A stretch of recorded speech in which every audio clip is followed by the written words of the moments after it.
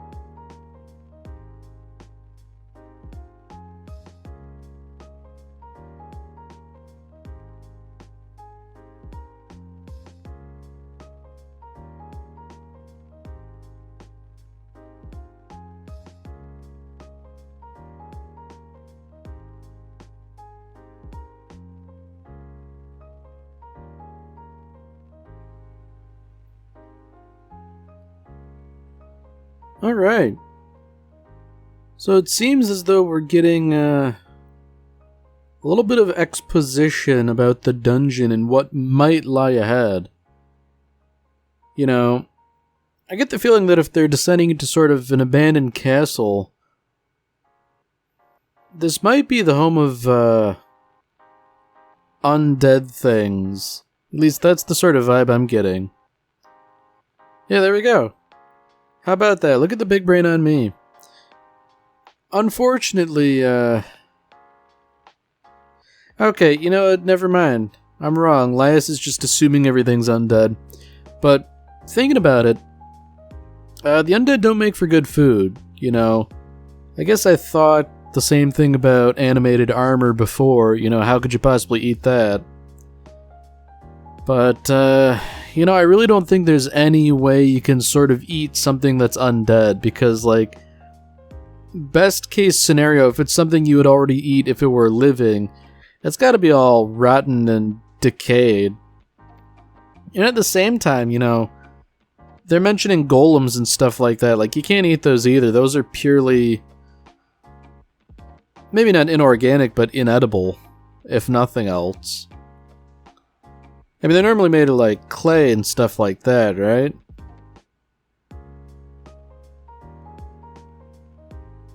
Alright, so this is interesting, you know. Senshi has a little, I guess you'd call it a safe house. So, you know, that's something. If nothing else, they have a temporary base of operations.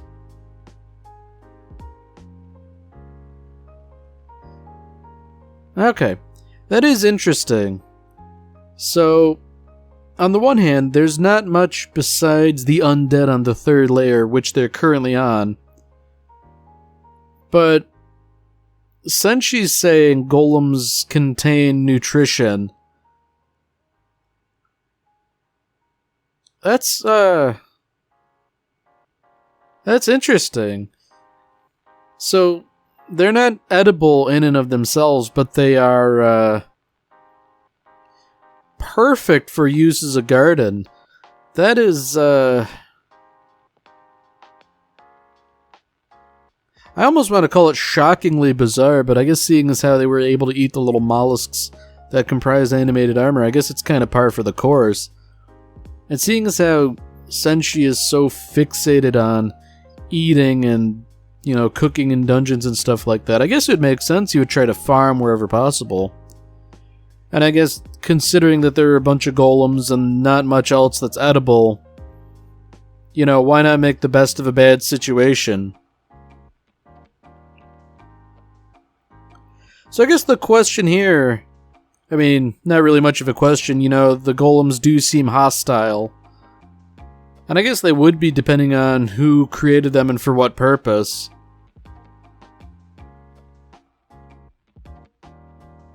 I mean, Senshi at least knows what's up. If you remove that little, I guess you'd call it a totem from the golem, then the whole thing ceases to function.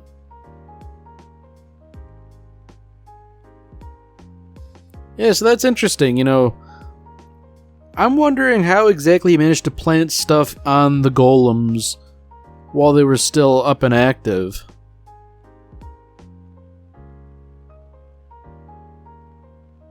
Now that is an interesting point, the idea that the roots of the plants essentially make the soil more firm. I mean, that is true, because roots, they essentially form like a network. And yeah, that is interesting that the garden is, in a sense, also beneficial to the golem.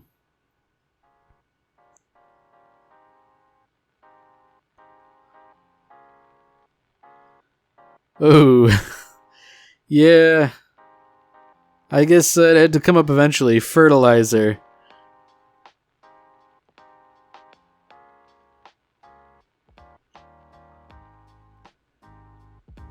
Ooh, okay. That's a little something.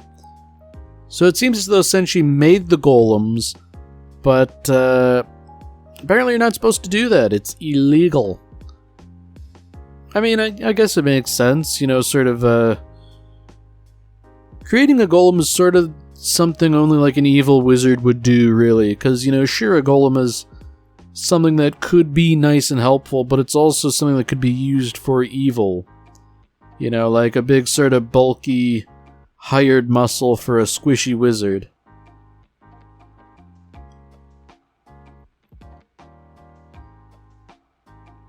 You know what? I kind of appreciate Senshi's disdain for the law. Because, you know, he's not doing anything bad with the golems, he's just using them to farm. I think this is one of those things where it's maybe more like, you know, he's operating within the spirit of the law, but not the letter, I guess. I mean, technically he is kind of breaking it either way, but surely such a law is intended to prevent evil wizards from doing stuff like this, or to prevent people who would be evil wizards.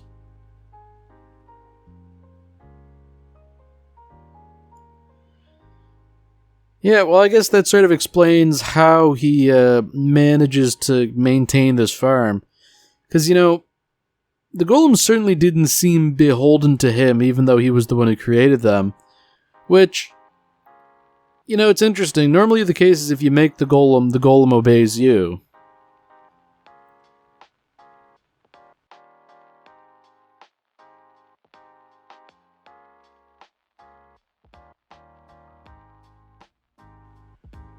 Okay.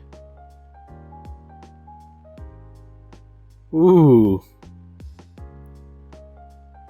Man, just the audacity to just dab on an elf like that. But Senshi does have a good point. You know, you have to maintain your skills. But, wow.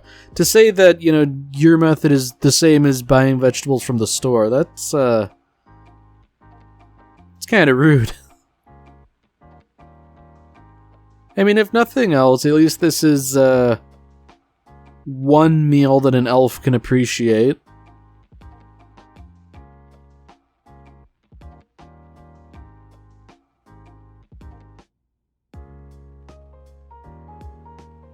Uh-oh. Yeah, Elias is asking questions that probably don't bear thinking about. You know, if a golem is 99% soil, what's that last little 1%? And, judging by Marcel's reaction, I'd imagine it was fertilizer or something like that, but, I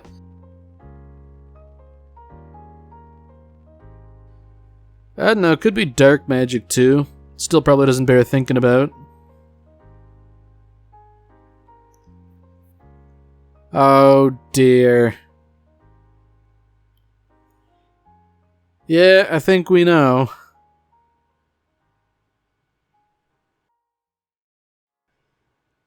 Oh dear.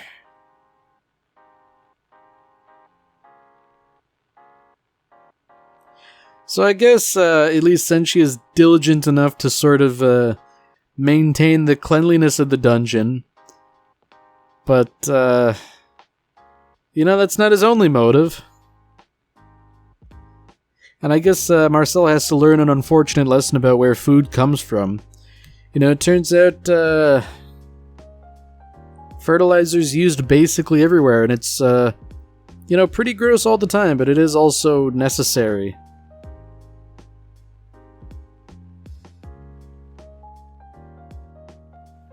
That's an interesting point, actually. If Senshi doesn't do it, who else will?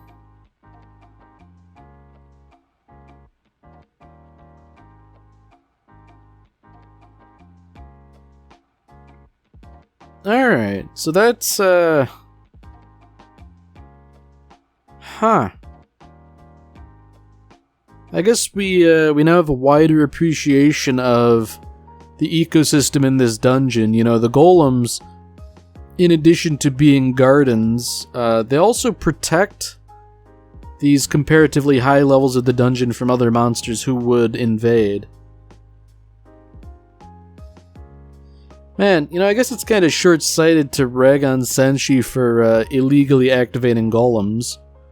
Especially seeing as how they seem to perform a vital function.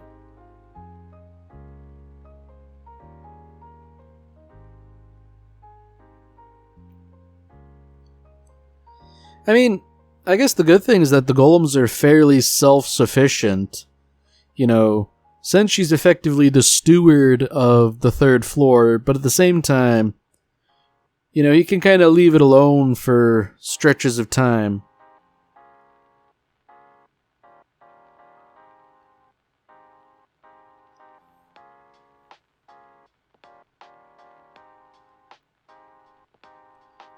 Yeah, I think a fair degree of thought went into this.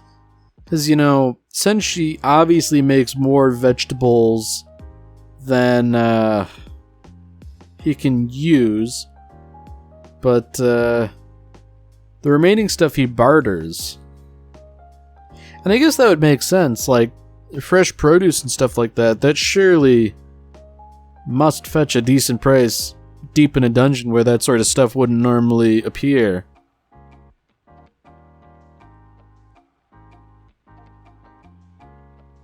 It's nice that finally Marcel is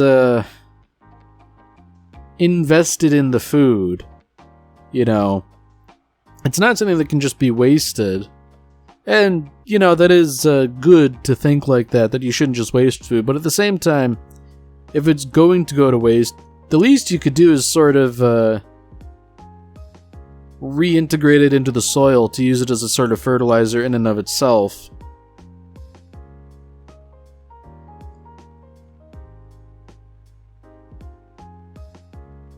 Yeah, no, I guess something like this was bound to happen eventually, that they would find essentially a black market, And I guess it does make sense that people who are outlaws would hide within a dungeon.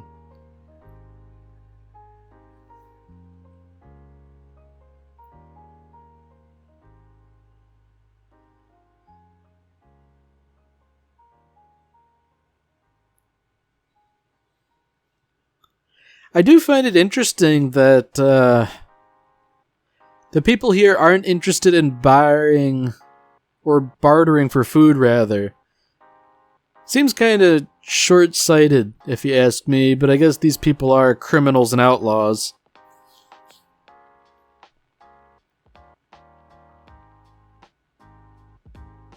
Oh dear.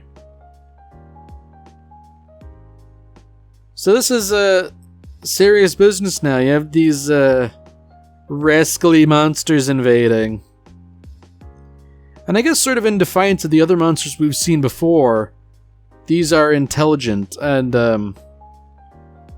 I guess cat's out of the bag, they're orcs.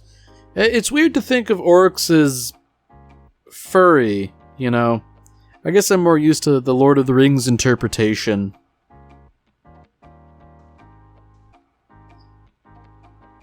Oh, of course. Of course, Senchi's on good terms with them. I mean, it doesn't stop the orcs from butchering everybody else, rather messily.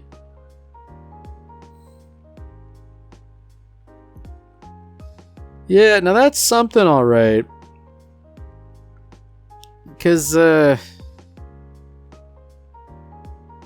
it is interesting that a dwarf would associate himself with orcs. Normally that's kind of verboten. But I guess, hard times have hit everyone.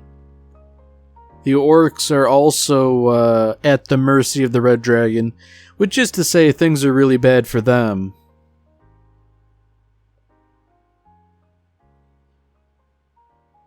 Oh. That was a little tactless, I think, saying, hey, where's that red dragon that's been attacking your settlement? It's like, oh, you want to know where our settlement is, huh? So you can, what, kill us?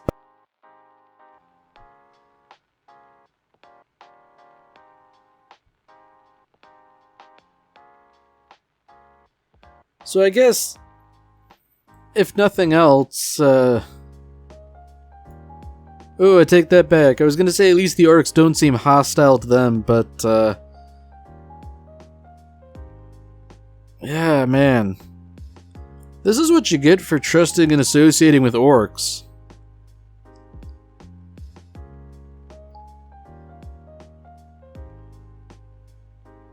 I mean, I guess cooler heads seem to have prevailed, since she is brokering a deal.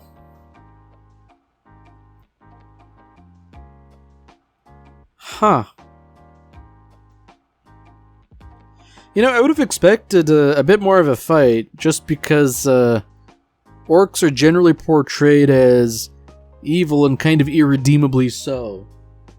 You can sort of get away with fighting and killing them without much of a moral dilemma.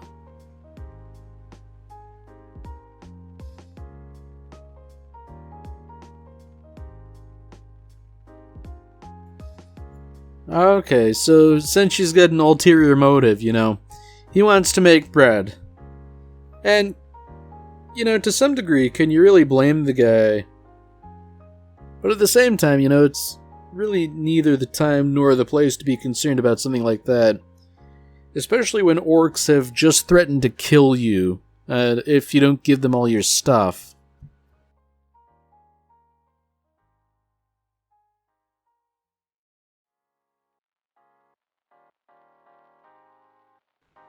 It is very telling that since she's more concerned about food and cooking than he is about their lives or their present living conditions.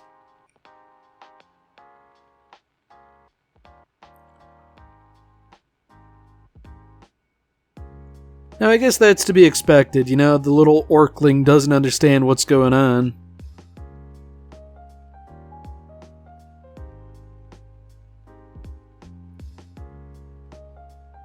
Yeah, I figured something like this would be par for the course.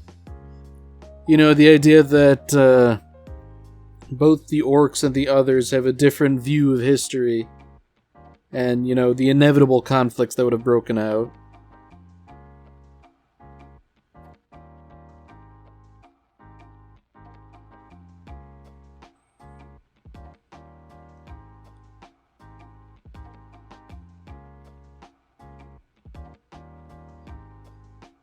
Now, I think this is kind of an interesting scene where, the orc and Marcel go back and forth explaining why the various things happened.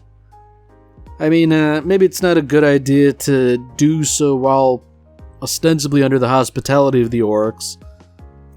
But,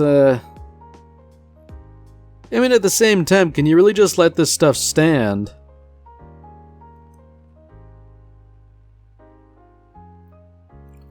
I also find it interesting that it's Marcel who's speaking up here. I guess maybe she has a reason to dislike orcs more than the others. Laius doesn't seem all that hostile or uncomfortable, you know.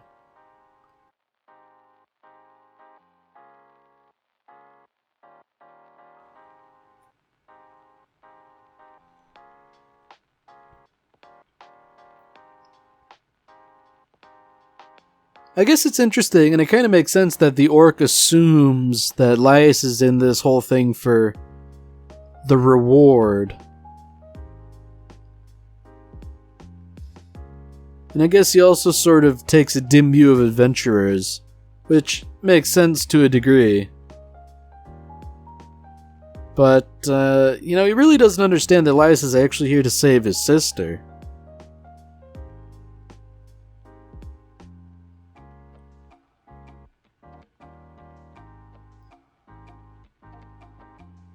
Marcel is making a good point. If you're so worried about what would happen if an adventurer succeeds, then, why not compete? Or are orcs simply not capable of competing on the same level? It's weird that the cooking is almost taken a back seat. I'm glad Senshi is sort of refocusing us on what's important. In this case, baking bread.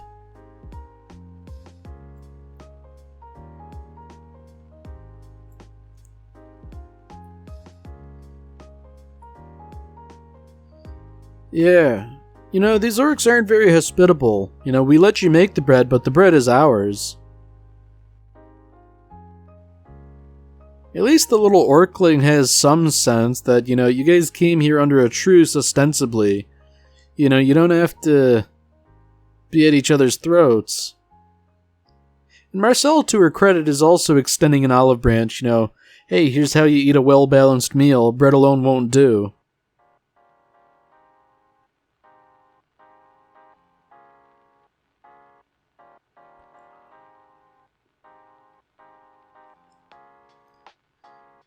That's rather cunning of Senshi to sort of,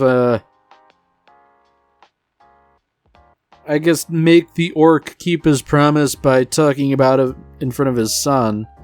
Nobody wants to appear to be a liar to their kids. At least not anyone with a shred of decency.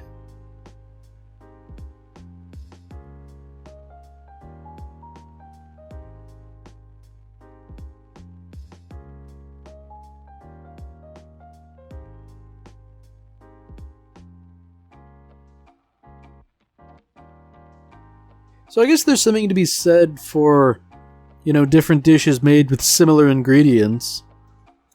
Because all the stuff they ate earlier is basically being used to make something new now.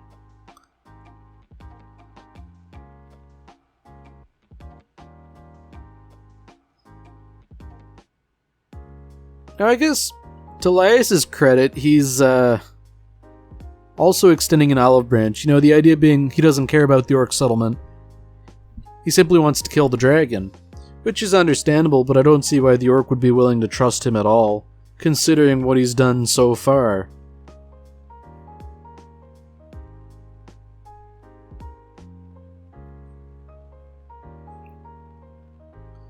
Alright, so that's something interesting. The settlement is 2 floors down. That's where the dragon was last seen. Something tells me if they do catch up to the dragon, it's not gonna be the end, but I don't know. See, I'm thinking either they show up and skirmish with the dragon, or the dragon's gone by the time they get there. It's kind of hard to tell which.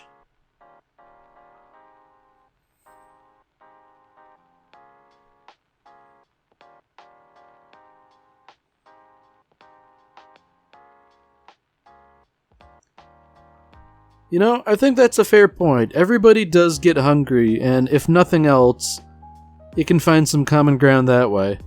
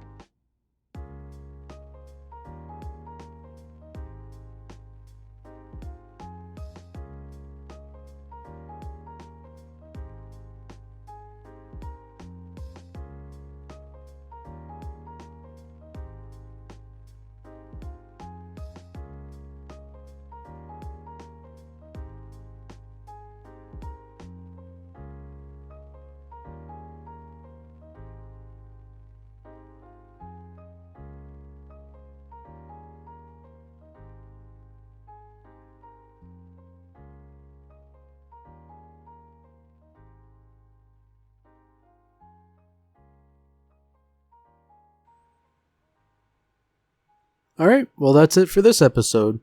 If you've enjoyed it, then by all means, tune in for the next one. See you, Space Cowboy.